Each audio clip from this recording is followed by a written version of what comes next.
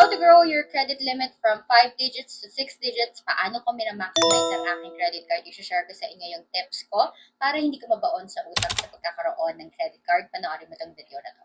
Hello mga kaola, this is Trixie and I usually talk about personal finance. And for today's topic, pag-usapan natin how to maximize your credit card. First of all, bibigyan ko kayo ng tatlong paraan kung paano nyo magagamit ang credit card nyo.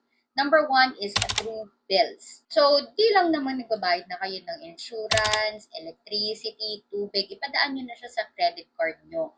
So, imbes na ibayad nyo siya through cash or through app, pwede ninyo nang ipadaan na lang sa credit card. Tapos, syempre, yung pera na imbes ipapambayad nyo directly, pwede nyo siyang isave sa mga digital bank para kumita siya at pag dumating na yung statement of account, syempre bayaran mo yung credit card. Number two, through bookings. So, kung meron kayong mga flights, ganyan, maganda din itong paggamitan ng credit card. Ang maganda din dyan, pwede nyo siyang i-installment plan.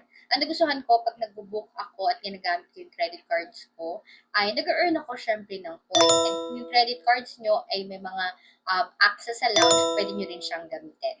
Number three, through buying appliances. So, may mga pagkakataon na merong mga appliances na gusto nyong bilhin, lalo na if you're living alone or living independently at kailangan nyo ng mga purchases, whether it's small or big purchase, pwede nyo yan ipadaan sa credit card.